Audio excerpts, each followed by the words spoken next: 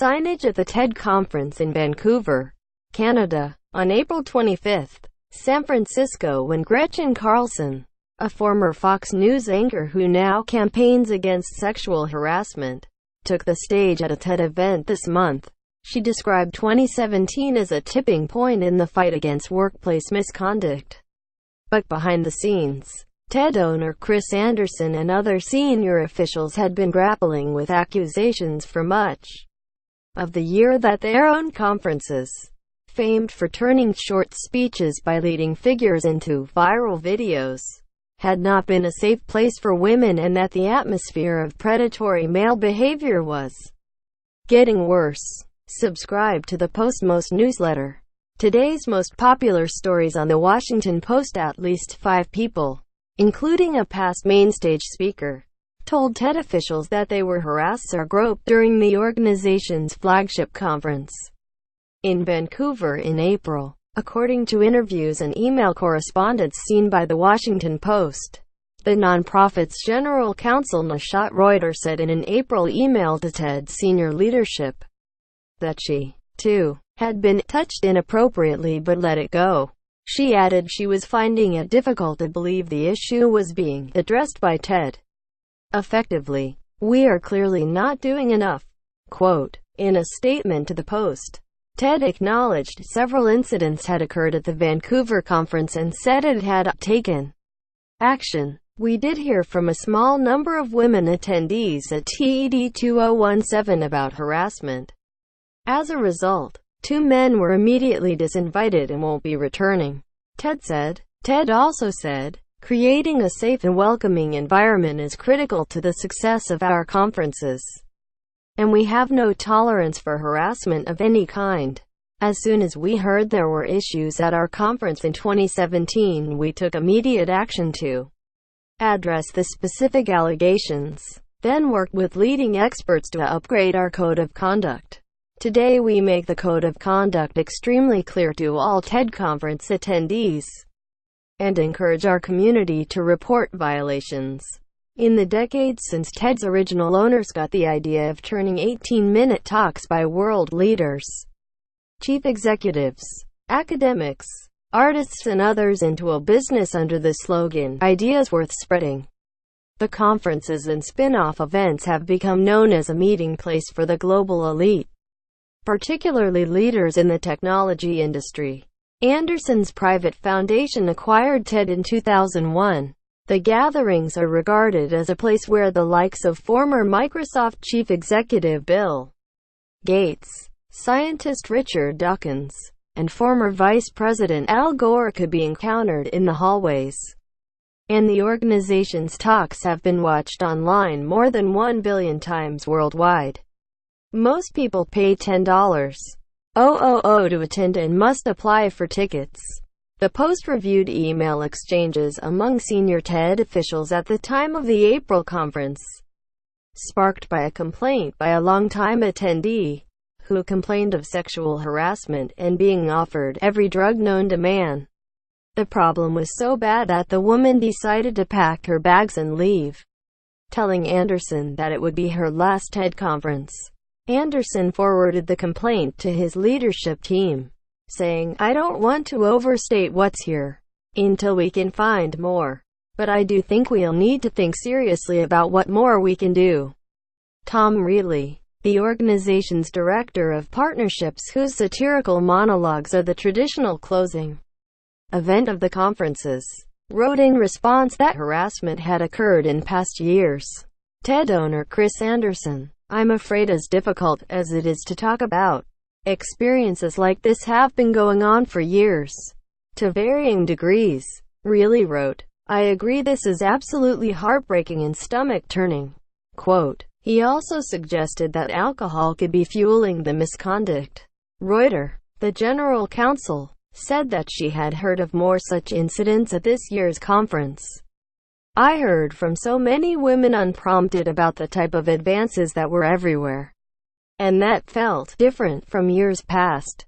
Reuter wrote, "This included a TED Prize winner and 2 TEDsters who spoke to me about this, and more than one staff member." Reuter then quoted complaints she had heard from other women at the conference.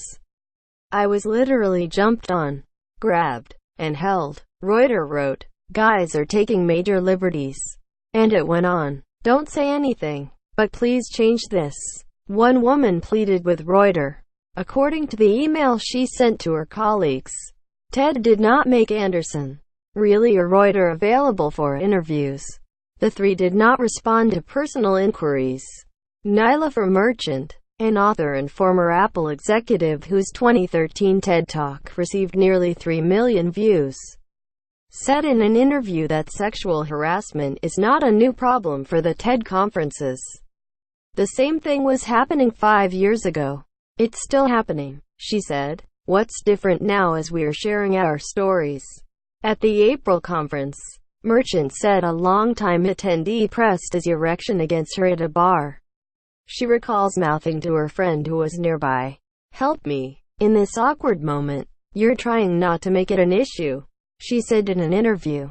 "I'm trying to spend my time at TED, which I paid $10 to attend, talking to people about ideas and not worry about the guy with his boner pressed against me."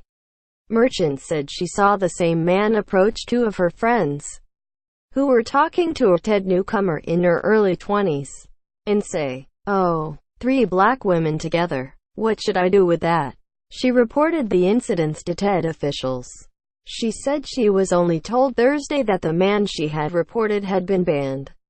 In their email exchanges, Anderson, Really and others discussed ways to address such problems, including whether to make an announcement from the stage about an anonymous hotline created in November of 2016 that would forward complaints to TED leadership. They discuss communicating a zero-tolerance policy for sexual harassment of attendees, creating clear guidelines and penalties for behaviors that constitute harassment, and coming up with a formal process to handle complaints. The TED officials also expressed worries about the complaints becoming public. "It seems 51% chance or more that there will be at least social media posts about the issue, if not articles. What is our response?" Really wrote. Still, Really also wrote that the first step to addressing the issue could be admit we have a serious problem. TED told the Post that in November of last year it had inserted language to its code of conduct for attendees that specifically prohibited harassment in any form and added a reporting process for incidents. In the summer, TED included additional language that banned sexual harassment of any kind, including unwelcome sexual attention and inappropriate physical contact. Quote, "It also began to promote the policy actively to attendees, mentioning it from the stage. Big corporate conferences, including TED, present a particular challenge in setting standards of appropriate behavior because of the blend of work and socializing and because attendees are not direct employees. In Silicon Valley, such events are seen as crucial to cultivating relationships that could lead to business deals." TED says its conferences are for high-level relationship building and forbid direct sales pitches. Jess Ladd, a TED Fellow and founder of Callisto, a nonprofit dedicated to fighting sexual assault, said conferences often involve alcohol and off-site networking, which can open the door to improper interactions. "If your boss harasses you, you know you can go to HR," she said. "But if it's a powerful investor or an academic in your field, it's really hard to know what to do and what your options are." Conferences approach the problem in different ways. The World Economic Forum's annual gathering in Davos, Switzerland said it screens attendees who are not heads of state or chief executives and revokes invitations if it learns of misconduct. Some conferences have been updating their policies in light of recent high-profile sexual harassment scandals. Summit, which attracts an elite technology industry crowd, updated its sexual harassment policy this year to include language that explicitly bans unwelcome sexual attention, inappropriate physical contact, and sexual images in public spaces. South by Southwest, The annual gathering in Austin, Texas, referred a reporter to its code of conduct, which does not specifically mention a ban on sexual harassment by attendees. It bans harassment of all kinds. On its website, DEF CON publishes a similar code of conduct. The Aspen Ideas Festival said it has no published harassment policy for attendees, but it encourages staff to report incidents. Internally, TED has also faced sexual harassment complaints against its own managers. Jordan Reeves, a former junior staffer, said in an interview that while he was working at the organization, he was harassed by Reilly in 2014. Reilly told him incredibly explicit jokes at work and told him that his ass looked nice in jeans. I was hearing from everybody, men and women alike, about misconduct, Reeves said. It seemed so systemic that I was overwhelmed. Reeves said he complained about the incidents to Anderson and another executive, telling them that if things don't change systemically, I'm going to leave. Anderson replied that Reilly was only joking and asked Reeves to keep the conversation between them. According to Reeves, who said he cried during the meeting, gave notice about 6 months later. TED said in its response, there was indeed an unhappy staff departure in 2014, but it's not correct that the situation was not investigated. We believe it was dealt with appropriately. In 2014, TED offered to settle a sexual harassment case with a young woman who worked on one of the organization's digital marketing teams for about $31,000. According to documents obtained by the Washington Post, the woman's lawyer told Anderson that the woman's boss had repeatedly asked her about her sex life. According to a May 2014 complaint she filed to TED, which was obtained by the Post, after she reported the misconduct, her boss took her off some accounts she had developed, a move she saw as retaliatory. According to the complaint, that document also alleges that TED had initially asked her to keep working under her boss. TED did not comment on the settlement. The accusations against TED come at a time when allegations of sexual harassment and abuse by powerful men are roiling Hollywood, Silicon Valley, and the U.S. Congress. The heightened awareness of sexual misconduct in the workplace and other professional settings was sparked in part by Carlson, who reached a $20 million settlement with Fox in 2016 after suing her old boss Roger Ailes for sexual harassment. Right now is the tipping point, Carlson said at the TED Women Conference in New Orleans this month, choking up at points throughout her 14-minute speech. We are watching history happen. More and more women are coming forward and saying, enough is enough. The conversation between the leadership of TED in April was set off by an email from Brooke Hammerling, the founder of Brew Media Relations.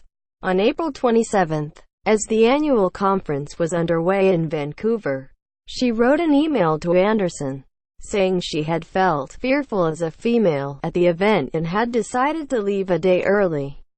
This is my last TED, she wrote. According to the messages viewed by the Post, I was told by different people, many married, that, for example, I was hot.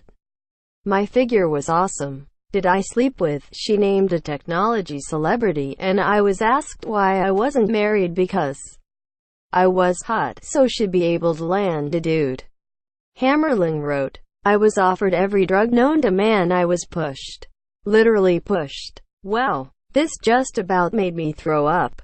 Anderson responded. After Anderson told Reilly about Hammerling's complaint, Reilly told the TED leadership team that Brooke is a great person whom he knows has experienced unwanted attention in the past.